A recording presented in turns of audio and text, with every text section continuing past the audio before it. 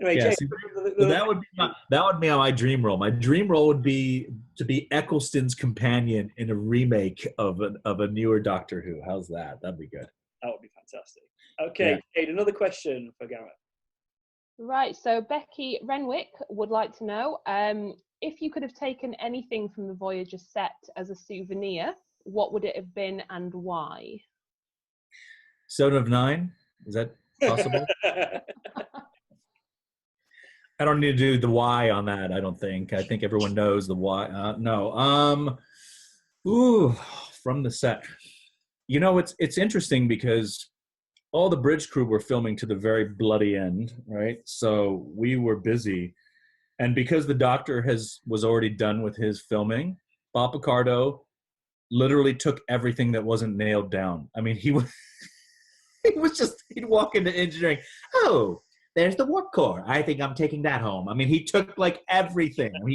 He had his own screwdriver, electric screw. He was taking everything. So when it came down to a chance for the rest of us to grab stuff, everything was gone. I mean, it was literally it was comical. It was comical how many items Bob Picardo took from the set.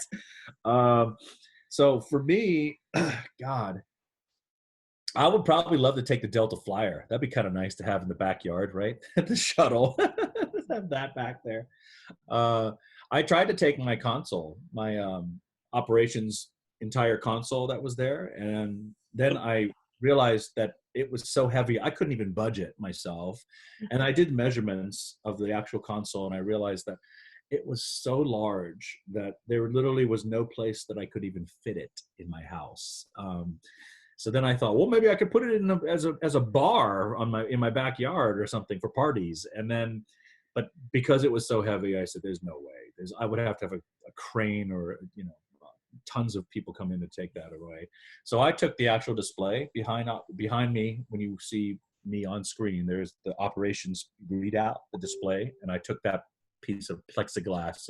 So I have that. That's the one thing I do have. If you could go back in time to your younger self, first week of Voyager, what advice would you give to yourself?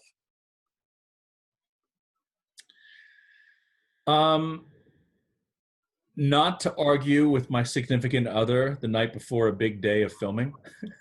Wow. That would be the advice. I can tell you every time in every episode that I had an argument, because you could just see the bags under my eyes and just how tired I am. Because a lot of times that was the only thing that really affected me, would be just having an argument with the girlfriend at the time, whatever it was. And it just, I tend to be that person who wants to be right all the time, right? And not letting it go. And sometimes letting it go is the best way to go. Just say, okay, that's fine. I'm going to get a good night's sleep because I got an early call time. You're right, honey. I'm wrong. Good night, like that. But no, yeah. So telling my younger self would probably be to have better relations with whatever significant other I was dating during the show. Yeah. Okay, Jade, have we got one more question? We do. Jez Banks wants to know, if there was a film version, would you and the other cast members be up for it? So Voyager.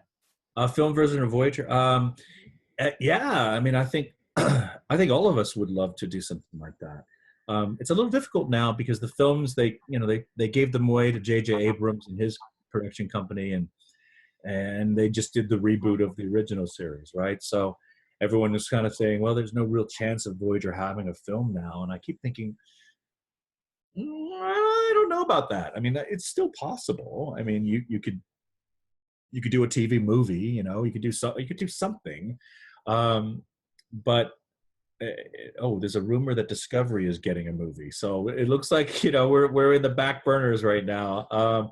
What I would like to see is maybe Robbie McNeil's idea, which was at a convention, he mentioned to the fans, he asked them, what would you guys think if I filmed a Captain Proton, like a YouTube series, like basically just 6 minutes of Captain Proton stuff, episodes, and the crowd went wild. And I think something like that would probably be more feasible than doing an extra feature film, and yet people would still I think, flock to watch something like that.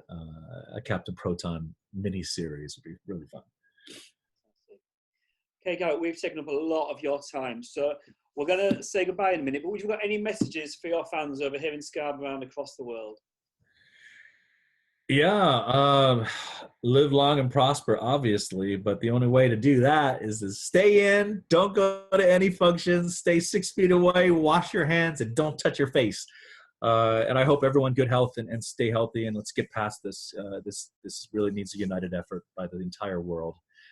This is basically we are experiencing the plot of Independence Day, but it's the aliens, instead of being aliens, it's the COVID-19 alien virus is what it is that we're fighting against. So let's get together, band together, and let's live.